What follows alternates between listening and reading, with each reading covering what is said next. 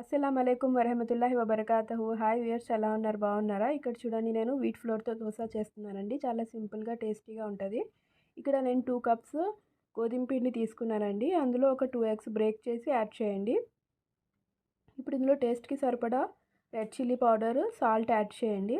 ఇప్పుడు ఇందులో మనం క్యారెట్, స్ప్రింగ్ ఆనియన్స్ యాడ్ చేసామండి. మీరు ఇంకేమైనా వెజిటేబుల్స్ యాడ్ చేయాలంటే క్యాప్సికమ్, బీట్రూట్ అట్లా అవి కూడా యాడ్ చేయొచ్చు. ఆనియన్స్ అవి కూడా యాడ్ చేయొచ్చు. నేను ఇక్కడ క్యారెట్, స్ప్రింగ్ ఆనియన్స్ అండి, ఉల్లికాడలు ఏమైతే ఉంటాయో అవి యాడ్ చేసి ఇలాగా కొద్దిగా వాటర్ కలుపుకుంటూ దోసల పిండి కన్నా కొంచెం పల్చగా రన్నీ కన్సిస్టెంటీ ఉన్నట్టు కలపండి. మిక్స్ చేయండి మంచిగా. వాటర్ చూసి యాడ్ చేయండి. నేను చూపిస్తాను చూడండి ఎలా ఉండాలనేది. ఇలాగా కొద్దిగా కలపండి. ఇప్పుడు ఇందులో జీరా అండి, జీలకర్ర యాడ్ చేశానండి, 1/2 టీ స్పూన్. ఇది కలోంజీ అండి. కలోంజీ అని ఆనియన్ సీడ్స్ అండి. ఇది సూపర్ మార్కెట్స్లో దొరుకుతాయి. చాలా మంచి ఫ్లేవర్ ఉంటుందండి ఇది. ఇది కూడా యాడ్ చేయండి. పిల్లలకి హెల్త్కి కూడా చాలా మంచిది. ఇదిగోండి ఇలాగా మరీ పల్చగా కాకుండా మరీ గట్టిగా కాకుండా ఈ విధంగా కలపండి. ఇప్పుడు మనం ప్యాన్ని మంచిగా ఆయిల్ లేదా ఘీతో గ్రీస్ చేసుకొని ఇలాగా దోశల్లాగా వేసుకోవడమే అండి.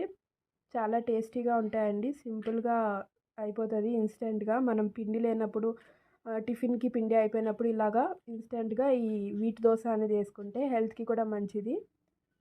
ఇలాగా అన్నీ ఒక తర్వాత ఒకటి వేసుకుంటే సరిపోతుందండి. ఇలాగా పిల్లలకి స్నాక్స్ బాక్స్లో కూడా పెట్టివచ్చు అండి. బ్రేక్ఫాస్ట్లో కూడా ఇవ్వచ్చు. ఈవినింగ్ స్నాక్స్గా కూడా మీరు చేయొచ్చు. మీరు ఈ విధంగా ఒకసారి ట్రై చేసి ఎలా వచ్చిందనేది మీరు కామెంట్ సెక్షన్లో చెప్పండి. నేను ఇక్కడ సైడ్ డిష్ దీనికి టమాటో కెచప్ యూస్ చేస్తున్నానండి. మీరు ఇట్లా అయినా తినవచ్చు, లేదంటే టమాటో కెచప్తో టేస్ట్ చేయండి దీనికి. అల్లా హాఫీజ్.